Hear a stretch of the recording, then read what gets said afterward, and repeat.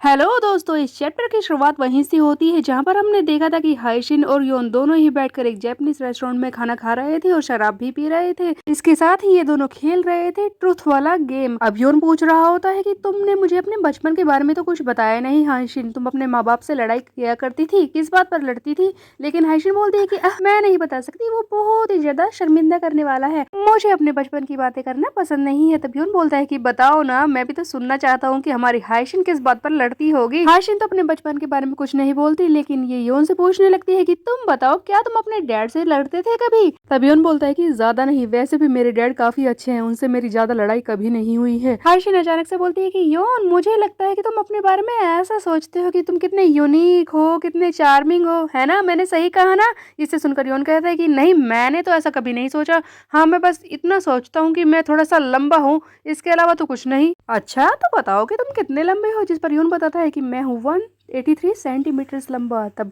आयशन कहती है कि ओ, तो तुम काफी लंबे हो। वैसे कुछ और भी है जो तुम्हारे अंदर लंबा है? दोस्तों, इस हाइशिन की डर्टी माइंडेड बातें, हमेशा घटिया बातें बोलती रहती है योन को फंसाने के लिए, और योन इसी बारे में सोचने भी लगता है। योन हैरान हो जाता है और सोचते हुए बोलता है कि हाँ, सही कहा, मेरा भी अपना एक चार्म है। बंदे की शक्ल पर ही दिख रहा था कि इसके दिमाग में डर्टी थॉट्स आ रहे हैं, जिन्हें देखकर हाइशिन हंसने लगती है और कहती है कि देखो तुम्हारी शक्ल, तुम किस तरह की शक्ल बना रहे हो, क्या सोच रहे थे तुम? जरूर कुछ गलत ही सोच रहे होगे योन, मैंने सही कहा ना? अब ये सुनते ही योन बोलने लगता है कि नहीं नहीं, मैं कुछ गलत नहीं सोच रहा था, मैं तो अपने कैरेक्टर के बारे में सोच रहा था, मेरा कैरेक्टर कितना स्ट्रांग है ना। बकवास मत करो, तुम इस बारे में नहीं सोच रहे थे, मैं पहले से ही जानती हूँ तुम गलत सोच रहे थे। वेल, सही कहा हाइशिन, अब ये सब कबूल तो कर ही लिया है योन ने। वो हाइशिन से बोलता है कि वैसे तुम्हारा भी एक अलग ही चार्म है हाइशिन, तुम मुझे हमेशा ही फंसा देती हो। जिस पर हाइशिन बोलती है कि हाँ, वैसे मेरे अंदर कुछ अलग बातें हैं, मेरी स्ट्रेंथ बहुत ही अलग है, लेकिन मैं उन्हें यूनिक चार्म की तरह नहीं देखती। ऐसा नहीं है कि वो बहुत ही ज्यादा अलग चीजें हैं जो किसी के अंदर नहीं हो सकती। जब भी मैं ऐसा सोचती हूँ कि मेरे अंदर कोई स्ट्रेंथ है, तभी ऐसा लगता है कि उसमें कुछ ना कुछ गड़बड़ है, और मुझे ऐसा लगता है कि कोई अलग बात नहीं है, मुझे कुछ ना कुछ तो ठीक करना ही होगा इसमें भी। मेरा मतलब है, देखो, जब भी मैं अपना मिरर देखती हूँ ना, उसके बाद मुझे ऐसा लगता है कि मैं थोड़ी सी लंबी होनी चाहिए थी, जैसे कि मेरे पैर लंबे होने थे, या फिर मेरे हाथ थोड़े से लंबे होने थे, या फिर मुझे अपना वजन कम करना होगा।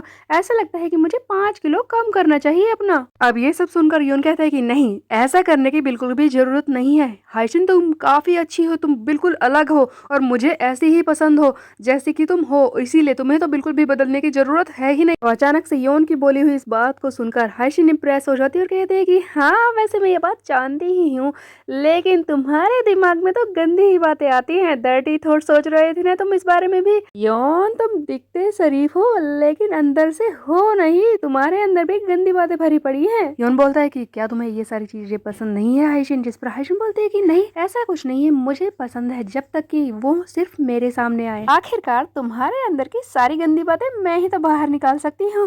वेल, देखो, मेरी बियर भी खत्म हो चुकी है, ऐसा लगता है कि अब हमें चलना चाहिए, वैसे भी 1:30 बज चुके हैं। योन तो यहाँ पर और बैठना चाहता है हाइशिन के साथ, लेकिन हाइशिन को जाना है, इसीलिए वो रोक भी नहीं रहा होता है। तब हाइशिन आगे बोलती है कि ठीक है, मैं तुमसे एक लास्ट सवाल पूछती हूँ ट्रुथ गेम का।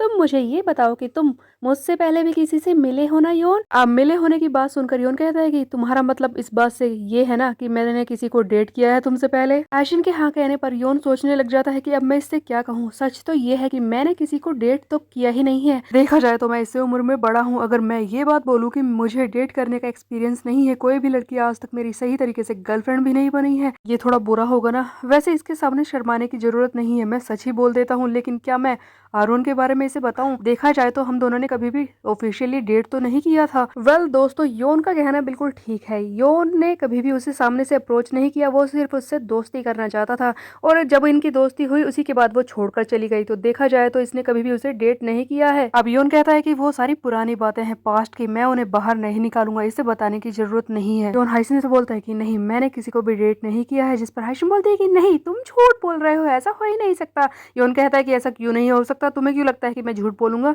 जिस पर हाइशिन बोलती है, देखो, इससे पहले जब मैंने तुमसे पूछा था ना यही सवाल, जब मैं तुम्हारे दोस्तों के बारे में पूछ रही थी, तो तुम थोड़ी देर के लिए रुक गए थे। ऐसा लग रहा था कि तुम किसी के बारे में सोच रहे हो, तुम गर्लफ्रेंड के बारे में ही सोच रहे थे ना। तब योन कहते हैं कि नहीं, ऐसा कुछ नहीं है। और रहे मेरे दोस्तों की बात, वो इतने दिनों से मुझसे मिले ही नहीं है, वो सचमुच बिजी हैं और मैं उनसे भी ज्यादा मिलता नहीं हूँ। तब हाशिम बोलते हैं कि नहीं, तुम सचमुच झूठ बोल रहे हो, ऐसा कैसे हो सकता है? जब तुमने पिछली बार वो सब हमारे बीच में हुआ था तो ऐसा लग रहा था कि तुम कितने ज्यादा एक्सपीरियंस्ड हो। अब दोस्तों हाशिम का कहना ये है कि जब पिछली डेट पर ये इंटीमेट होने की कोशिश कर रहे थे तो ने पूरी कोशिश की थी ये दिखाने की वो कितना ज्यादा मैच्योर है, ये सारी चीजें पहले ही कर चुका है। हाशिम को भी लगा कि वो सचमुच एक मैच्योर पर्सन है जो इससे पहले डेट कर चुका है। इसी बारे में हाशिम को डाउट हो रहा है। तभी हाशिम बोल रही होती है कि डोंट टेल मी, कि तुम मुझसे ये कहना चाहते हो कि वो तुम्हारा पहला ही टाइम था। ये सुनकर यौन चिढ़ जाता और कहता है कि नहीं, ऐसा कुछ नहीं है, तुम्हें पता है मैं बिल्कुल भी स्मूथ नहीं था, मैंने कुछ भी ढंग से नहीं किया, मैंने खुद से कितनी प्रैक्टिस करने की कोशिश की थी, तुम्हें पता भी है मुझ पर कितना ज्यादा लोड था। मैं ऐसा न लगूं कि मैं बेवकूफ हूँ, मैं तुमसे बड़ा हूँ फिर भी मुझे कुछ नहीं पता है। ये सारी बातें मुझे परेशान कर रही थी, कहीं तुम मेरे बारे में ऐसा ना सोचो कि मैं क्लूलेस हूँ, मुझे कुछ नहीं पता है। अब अचानक से योन के मुंह से ये सारी बातें सुनकर हाइशिन हैरान हो जाती है कि वो इसकी पहली गर्लफ्रेंड है। उसके अलावा फिर हाइशिन हंसने लगती है जोर जोर से। तब योन कहता है कि इसमें हंसने वाली कौन सी बात है। तब हाइशिन बोलते हैं कि मुझे पता नहीं था कि तुम्हें इस सब चीजों में इतनी ज्यादा मेहनत करनी पड़ी। मैं तो इस सीन के बारे में भी सोच रही हूँ कि योन वो मुझे किस कर रहा है, कॉन्फिडेंट बनते हुए और अंदर से बहुत ही ज्यादा नर्वस है, डरा हुआ है।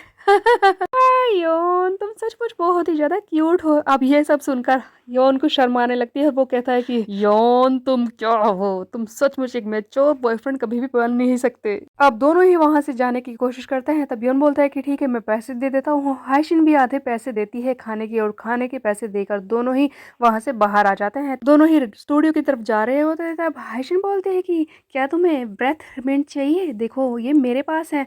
हाइशिन अपने पास मिंट लेकर आई थी। तब योन पूछता है कि ये तुम्हारे पास कैसे आई, जिस पर हाइशिन बोलती है कि जब मैं स्टूडियो से निकली थी ना, तब मैंने अपने जेब में रख ली थी। देखो ऐसा होता है जब हम स्टूडियो में अकेले होते हैं, काफी देर तक अपना मुंह बंद करके बैठे होते हैं, काम कर रहे होते हैं या फिर सिर्फ इंस्ट्रूमेंट बजा रहे होते हैं ना, तो मुंह से स्मेल तो आ ही जाती है ना, गर्मी भी तो हो रही है, इसीलिए मैं अपने पास मिंट रखती हूँ। तब योन बोलता है कि ठीक है, मैं भी मिंट खा ही लेता हूँ, क्योंकि मैंने भी स्टडी रूम में काफी देर तक बैठकर पढ़ाई की थी। तब हाइशिन बोलती है कि ठीक रहेगा कि तुम इतनी दूर चलकर जाओगे अपने घर तक, तुम थक जाओगे योन। तब योन बोलता है कि कुछ फर्क नहीं पड़ता हाइशिन, देखो मैं चला जाऊंगा, वैसे भी अब थोड़ा मौसम ठंडा हो गया है। जिस पर हाइशिन बोलते हैं कि फिर भी वो बहुत ही ज्यादा दूर होगा, 1 घंटे तो लगेगा ही, इतनी दूर पैदल चल के जाने से कहीं ऐसा ना हो कि तुम्हारी तबीयत ही खराब हो जाए। जिस पर योन कहता है कि वैसे भी कल की मेरी छुट्टी है, आराम से सोऊंगा, तुम चिंता मत करो हाइशिन, मैं चला जाऊंगा। तब हाइशिन वहां से जाने लगती है और कहती है कि ठीक है फिर मैं निकलती हूँ, स्टूडियो इस तरफ है। योन भी दूसरी तरफ जाने लगता है। जिस पर हाइशिन अचानक से रुक जाती है और कहती है कि योन तुम्हें थोड़ी सी और मिनट चाहिए। दोस्तों इस बंदी के मन में है कि वो किस करे योन को, लेकिन योन है कि वो समझता ही नहीं है।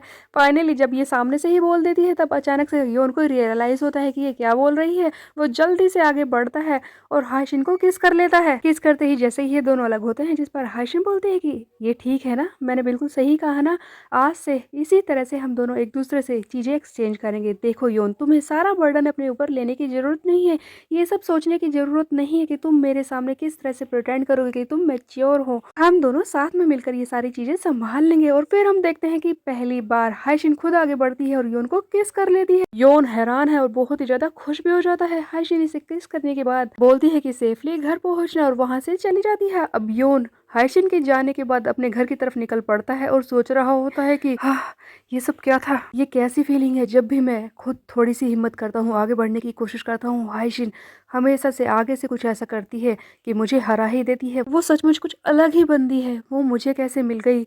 खैर, क्या ये सचमुच प्यार है? ये अलग सी फीलिंग जो मुझे हो रही है, हाँ ये अलग सी अनोइंग सी फीलिंग। मैं हमेशा ऐसा ही नहीं कर सकता, मैं हाइशिन को ऐसा नहीं दिखा सकता कि मुझे कुछ पता ही नहीं है, कि मैं गधा हूँ, मैं सामने से क्यों नहीं मूव करता, मैं उसे किस सामने से भी तो कर सकता था। अगली बार मैं इस बात का ध्यान रखूंगा और ज्यादा हिम्मत करूंगा।